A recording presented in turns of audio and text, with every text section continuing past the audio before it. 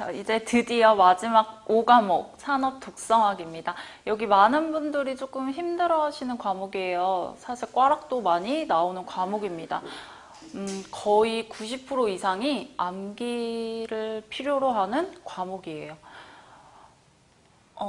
제가 강의를 조금 포인트, 키워드 위주로 진행을 할 거예요. 이건 어쩔 수 없이 암기를 해야 되기 때문에 여기 교재에 수록되어 있는 연습 문제 자체가 다 기출이에요. 그래서 우리 공부를 할 때 5과목은 키워드 그리고 답을 골라내는 식으로 연습 문제랑 우리 기출 문제 계속 풀면서 암기하는 수밖에 없어요. 우리 이거 한 50점만 맞는 거를 목표로 하고 조금 가벼운 마음으로 너무 겁먹지 말고 이렇게 편안한 마음으로 들었으면 좋겠어요. 1, 2, 4과목, 1, 2, 3, 4과목 열심히 해서 90점 맞고 우리 산업 독성학은 한 50점만 맞자라는 그런 마음으로 조금 수업을 해보도록 하겠습니다. 자, 산업 독성학은 말 그대로 우리 인체에 들어가서 독성 물질을 일으키는 것들이에요. 그래서 그 물질, 각 물질들에 대한 설명, 그리고 우리 인체에 들어가서 어떤 작용을 하는지 그런 것들을 같이 공부해 볼 겁니다. 그렇게 해서 교재를 같이 볼게요.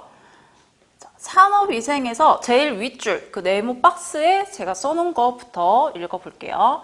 자, 산업위생에서 관리해야 할 유해인자 특성은 독성이나 유해성 그 자체가 아니고 근로자의 노출 가능성을 고려한 위험이다.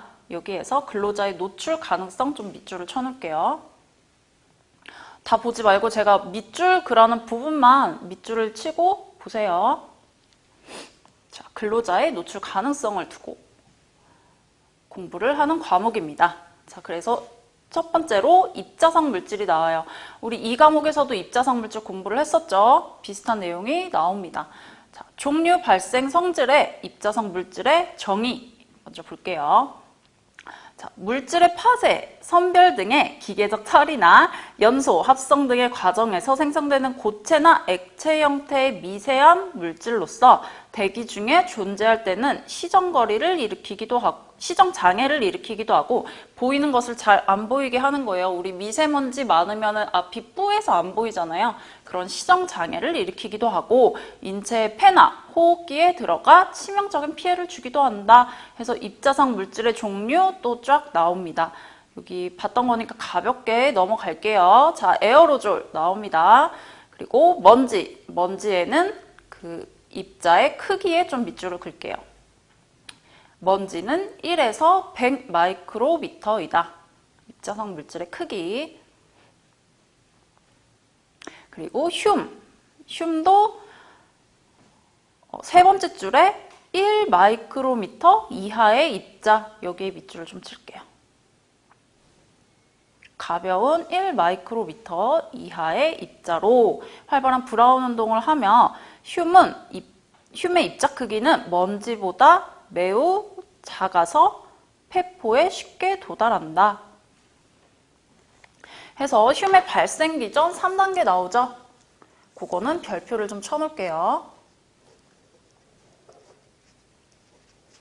그래서 금속의 증기화, 그 증기물의 산화, 그 산화물의 응축 이렇게 세 가지 증기화, 산화, 응축 요거는 별표.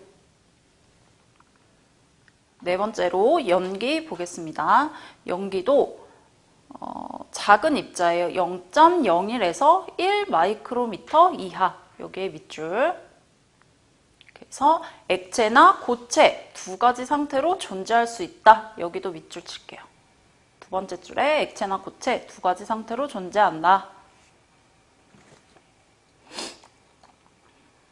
그렇게 보고 페이지를 넘겨서 우리 증기 검댕 배웠죠? 우리 검댕 그 굴뚝에서 검댕 다핵 방향족 탄화수소 요거로도 배웠죠? 타르가 뭉쳐져서 만들어진 겁니다. 매연이라고도 하는 검댕 보고 안개 그리고 미스트 스모그 보고 섬유는 조금 체크를 해놓을게요. 섬유 폐에 깊숙이 들어갈 수 있는 호흡성 섬유라고 하고 길이는 5 마이크로미터 이상 여기 밑줄 길이는 5 마이크로미터 이상 길이 대 너비의 비는 3대 1 밑줄. 길이와 너비의 비는 3대 1이다. 그럼 가늘고 긴 먼지이다 라고 했습니다. 그래서 우리 인체 영향을 볼게요. 여기가 좀 중요해요. 인체 내 영향. 자, 흡입된 공기는 기도를 거쳐 기관지와 미세기관지를 통해 폐까지 전달이 돼요. 자, 이때 입자상 물질은 충돌에 의하여 상기도에 침착되어 폐로 들어가지 못한다. 여기 충돌 밑줄 칠게요. 충돌. 원래 이렇게 먼지가 들어와서 폐까지 쑥 들어가야 되는데 얘네들끼리 충돌을 일으켜서 침착이 돼버리는 거예요. 그래서 폐까지 깊숙이 들어가지 않는다는 얘기. 자, 기도에서 기관지로 갈라질 때 기류의 방향이 바뀌게 되는데 입자상 물질은 관성에 의하여 흐름 방향에 그대로 유지해서 가려고 하죠. 그때 표면으로 충돌을 하게 돼요. 여기에 관성에 또 밑줄 칠게요. 관성. 기류의 흐름 방향이 바뀌게 되는 거예요. 부딪혀서. 자, 따라서 분진이 가장 많이 침착되는 부위는 호흡기계의 가지 부분이다. 밑줄. 호흡기계의 가지 부분. 입자가 들어오면서 충돌이나 그리고 또 폐 기관지가 두 갈래로 나눠지면서 관성에 의해서 폐에 침착이 되는 거예요. 그래서 호흡기계의 가지 부분에 가장 많이 침착이 된다.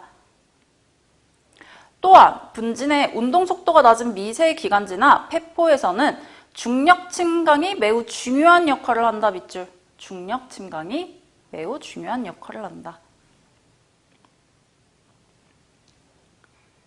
자, 침강 속도가 0.001cm/s 이하, 직경이 0.5 마이크로미터일 때는 중력 침강보다 확산이 더 중요한 역할을 한다. 자, 입자 직경이 작아질수록 그리고 가벼울수록 브라운 운동을 하기 때문에 확산 운동을 하죠.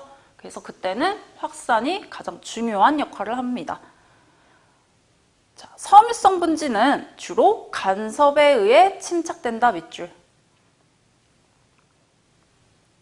간섭이 뭐예요? 원래 내가 가려고 하는 걸 막는 거죠. 간섭해서 막아버리는 거예요. 차단시키는 거예요. 섬유는 가늘고 긴 그런 물질이라고 했어요. 그래서 그게 탁탁 건드려서 간섭을 일으켜서 또 침착을 시키는 거예요. 이렇게. 자, 섬유 분진이 호흡기 표면에 가까워지면 섬유의 한쪽 끝이 표면에 접촉하여 간섭받게 된다. 따라서 섬유의 길이에 따라 폐의 침착 분포에 영향을 받는다. 자, 폐에 침착된 분진은 정화작용 밑줄. 정화작용. 정화작용이 뭐예요? 알아서 깨끗하게 만드는 거죠. 깨끗하게 만드는 작용을 거쳐 체외로 배출되지만 정화되지 않고 폐에 남아있는 분진은 진폐증을 유발시킨다. 밑줄. 진폐증 유발. 폐가 딱딱하게 굳어버리는 현상이에요. 진폐증. 그리고 뒤에 나옵니다. 이 진폐증 내용.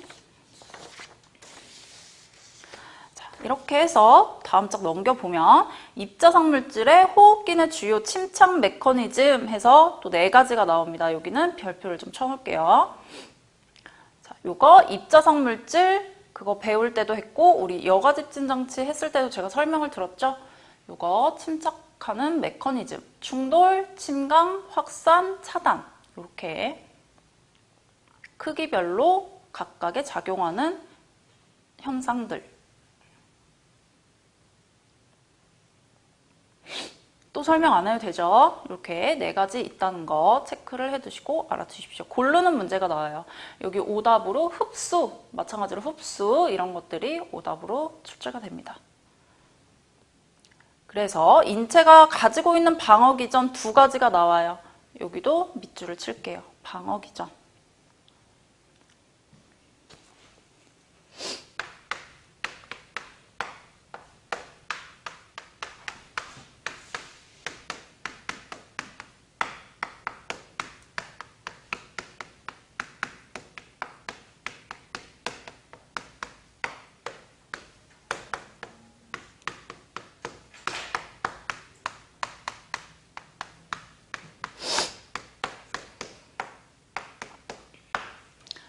점액의 선모운동이랑 대식세포의 작용이에요.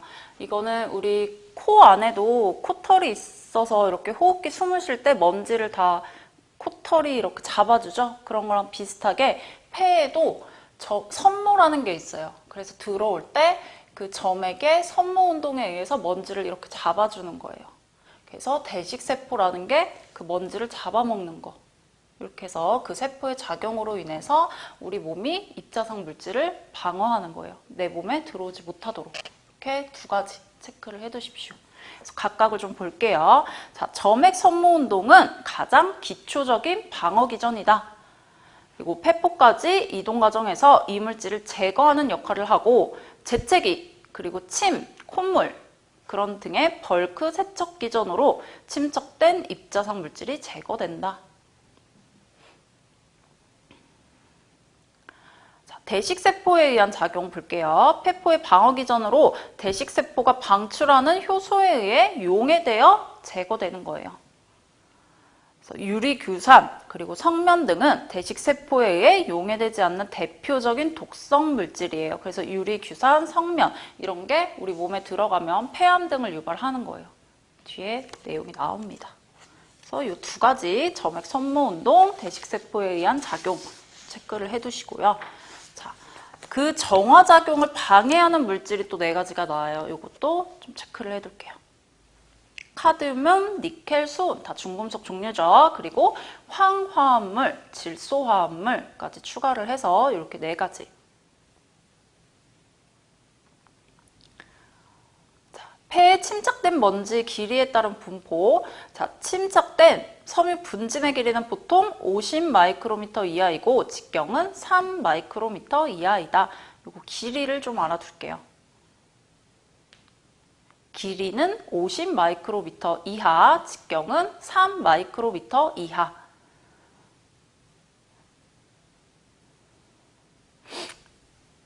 그래서 직경이 작으면 작을수록, 크기가 작으면 작을수록 우리 폐에 더 잘 침착이 되겠죠? 안에 깊숙한 데까지 들어올 수 있으니까. 그래서 폐에 침착된 먼지의 정화작용이 있습니다. 자, 어떤 먼지는 폐포 벽을 뚫고 림프계나 다른 부위로 들어가기도 합니다. 그때 먼지는 세포가 방출하는 효소에 의해서 용해가 돼요. 그게 대식세포의 작용이죠. 자, 폐에서 먼지를 포위하고 있는 식세포는 수명을 다한 뒤 사멸하고 다시 새로운 식세포가 먼지를 포위하는 과정이 계속적으로 반복적으로 일어나는 거예요. 자, 폐에 침착된 먼지는 식세포에 의하여 포위되고 포위된 먼지의 일부는 미세기관지로 운반되고 점액 선모운동에 의하여 정화된다. 밖으로 내보내는 거죠. 이 정화 과정 체크를 좀 해두세요. 그래서 두 번째로 미국 산업위생 전문가 협의회 ACGIH에서 먼지 입경을 분류했어요. 요거는 각 호흡기계 부위별 폐포 침착률이 50%를 나타내는 거예요. 그때 요것도 했었는데 자, 3가지로 나뉘어요.